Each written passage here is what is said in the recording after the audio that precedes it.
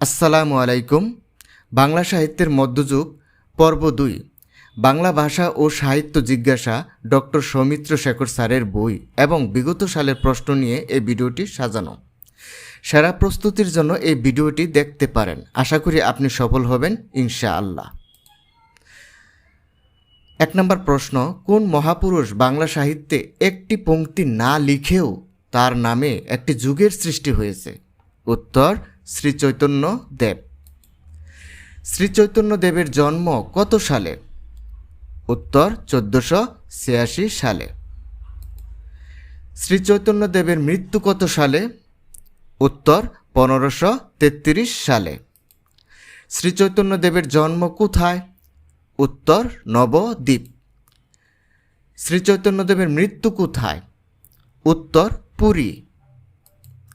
শ্রী চৈতন্য দেবের পিতৃদত্ত নাম কি? উত্তর, বিশ্বম্বর মিশ্র। শ্রী চৈতন্য দেবের ডাক নাম কি? উত্তর, নিমাই।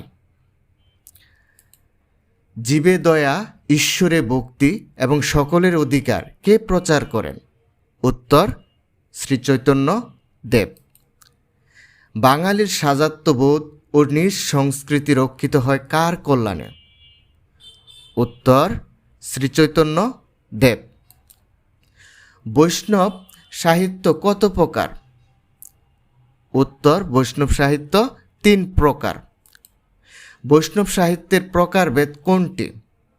জীবনী কাব্য, বৈষ্ণব শাস্ত্র, পদাবলী? উত্তর, উপরের সবগুলো।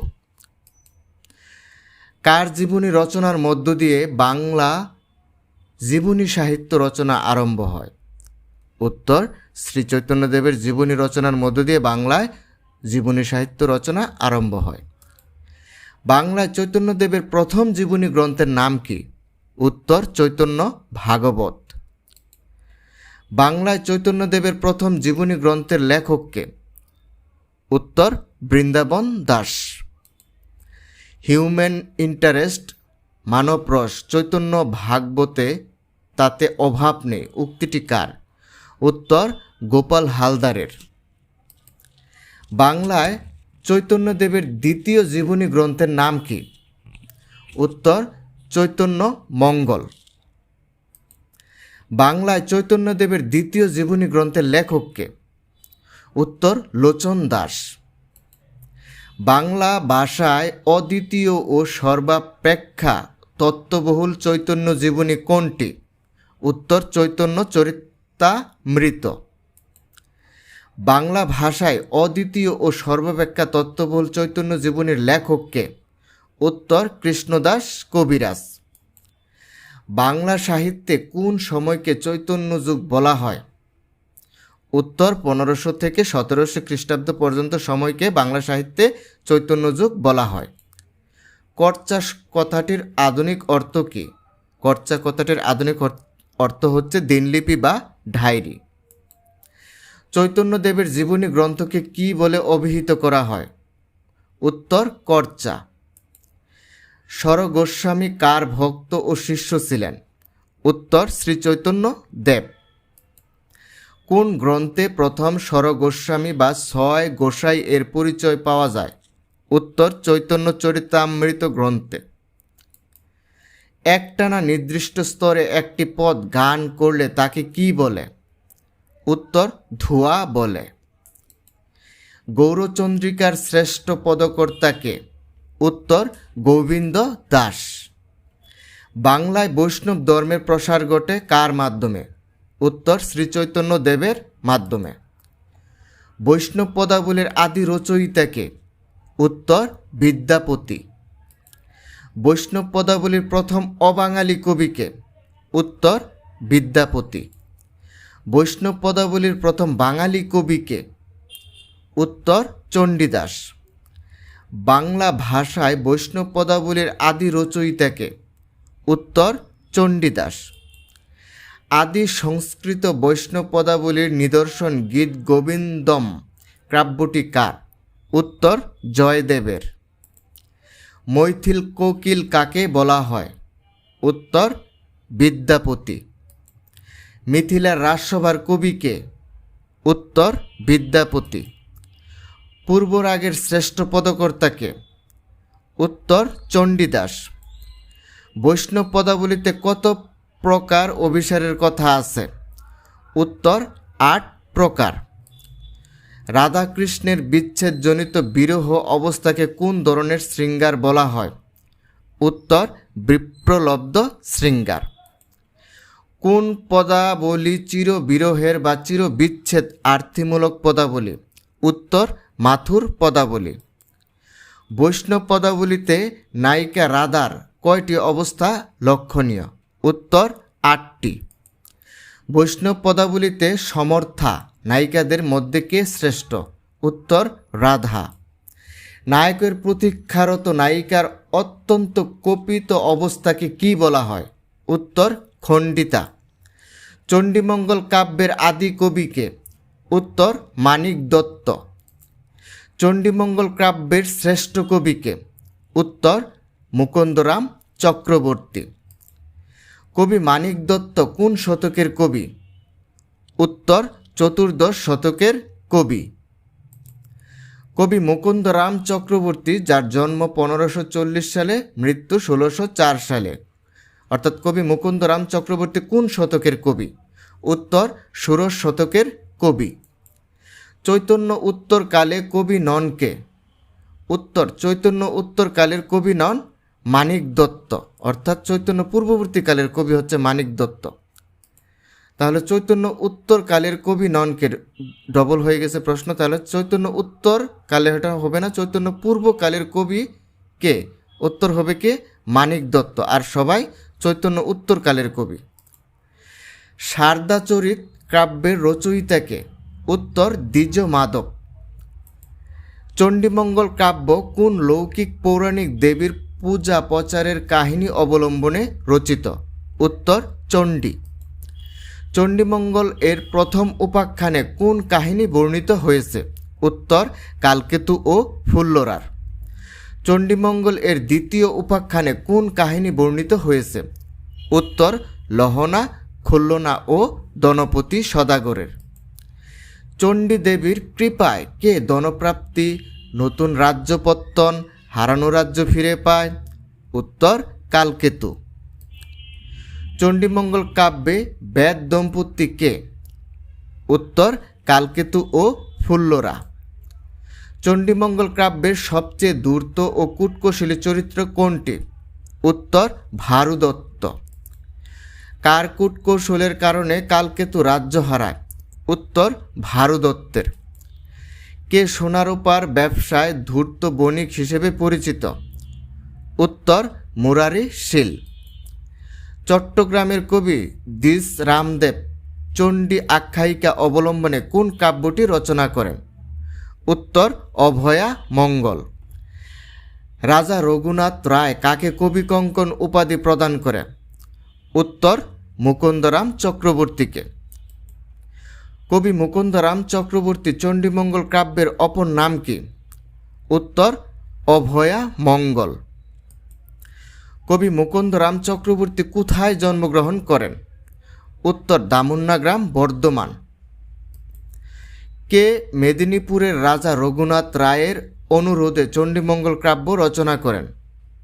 উত্তর মুকুন্দরাম চক্রবর্তী। কাকে দুঃখ বর্ণনার কবি বলা হয়েছে?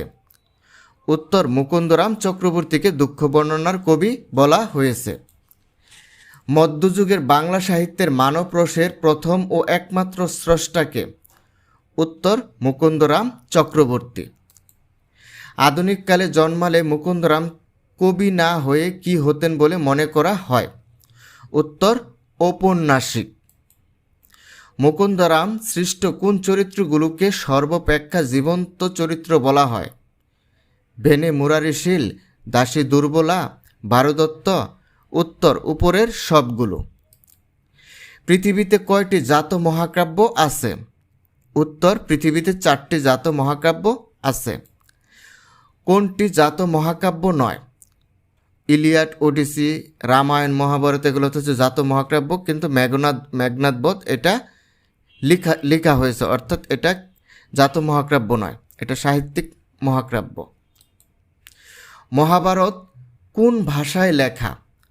মহাভারত সংস্কৃত ভাষায় লেখা। মহাভারতের লেখক কে?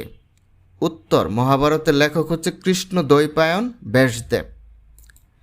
মহাভারত প্রথম বাংলায় অনুবাদ করেন কে?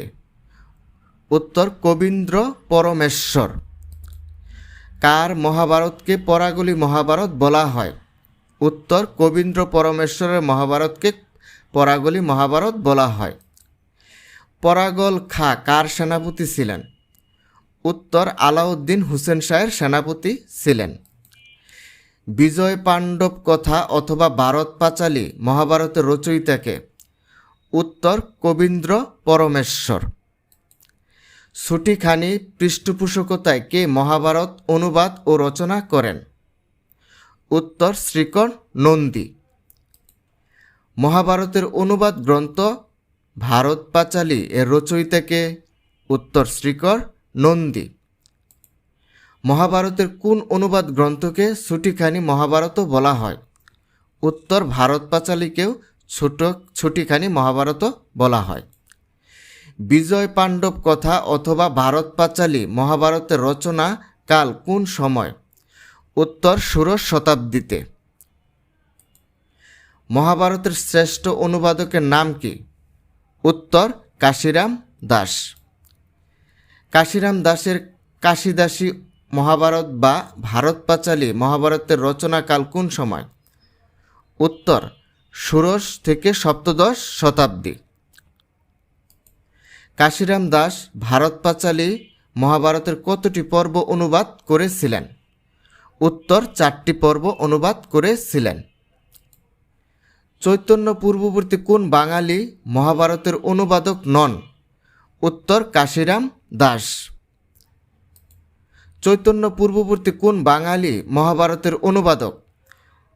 বিজয় পণ্ডিত, সঞ্জয়, কবীন্দ্র পরমেশ্বর। উত্তর, উপরের সবাই। চৈতন্য পরবর্তী কোন বাঙালি মহাভারতের অনুবাদক? উত্তর, কাশিরাম দাস। রামায়ণ কোন ভাষায় লেখা? উত্তর, রামায়ণ সংস্কৃত ভাষায় লেখা। রামায়ণ এর লেখক কে? উত্তর, বাল্মীকি। কে আগে রত্নাকর নামে দস্যুবৃত্তি করতেন? উত্তর, বাল্মীকি। রামায়ণ বা শ্রীরাম পাঁচালী নামে প্রথম রামায়ণ বাংলা অনুবাদ করেন কে? উত্তর, কৃত্তিবাস ওঝা। বাংলা সাহিত্যের ইতিহাসে প্রথম মহিলা কবি চন্দ্রাবতী রামায়ণ রচনা করেন কোন শতকে? উত্তর, ষোড়শ শতকে। চন্দ্রাবতীর পিতার নাম কি? উত্তর, দ্বিজ বংশীদাস। কে মধ্যযুগের মহিলা কবি? চন্দ্রাবতী, রামী, মাধবী। উপরের সবগুলো। উত্তর, উপরের সবাই। চন্দ্রাবতীর, যার জন্ম 1550 সালে, জন্মস্থান কোথায়? উত্তর, কিশোরগঞ্জ জেলায়। মলুয়া, দস্যু, কেনারামের পালা, রামায়ণ কে রচনা করেন? উত্তর, বাংলা সাহিত্যের প্রথম মহিলা কবি চন্দ্রাবতী। বাল্মীকি রামায়ণের প্রথম ও শ্রেষ্ঠ অনুবাদক কে? উত্তর, কৃত্তিবাস ওঝা। বাংলা রামায়ণের আদি কবির নাম কি? উত্তর, কৃত্তিবাস ওঝা। কৃত্তিবাস ওঝা কোন শতকের কবি? উত্তর, পঞ্চদশ শতকের কবি। কৃত্তিবাসী রামায়ণ শ্রীরামপুর মিশন প্রেস থেকে কার উদ্যোগে প্রথম মুদ্রিত হয়? 1802 থেকে 1803। উত্তর, উইলিয়াম কেরি। কৃত্তিবাস কবি এ বঙ্গের অলঙ্কার উক্তিটি কার? উত্তর, মাইকেল মধুসূদন দত্তের। কোন রামায়ণকে বাঙালির জাতীয় কাব্য বলা হয়? চন্দ্রাবতীর রামায়ণ, বাল্মীকির রামায়ণ, কৃত্তিবাসী রামায়ণ। উপরে সবগুলো। উত্তর, কৃত্তিবাসী রামায়ণকে বাঙালির জাতীয় কাব্য বলা হয়। সবাইকে ধন্যবাদ। বাংলা ভাষা ও সাহিত্য জিজ্ঞাসা ডক্টর সৌমিত্র শেখর স্যারের বই এবং বিগত সালের প্রশ্ন নিয়ে সামনে আরও সিরিজ ভিডিও প্রকাশ করা হবে। সেরা প্রস্তুতির জন্য এই ভিডিওগুলো দেখতে পারেন। আশা করি সবাই সফল হবেন। এর আগে আরেকটি ভিডিও মধ্যযুগের প্রকাশ করা হয়েছে, আপনারা ওই ভিডিওটি দেখতে পারেন এবং এটা হচ্ছে দ্বিতীয় পর্ব। এর পরবর্তী আরেকটি পর্ব প্রকাশ করব। সবাইকে ধন্যবাদ। সবাই সফল হবেন ইনশাআল্লাহ।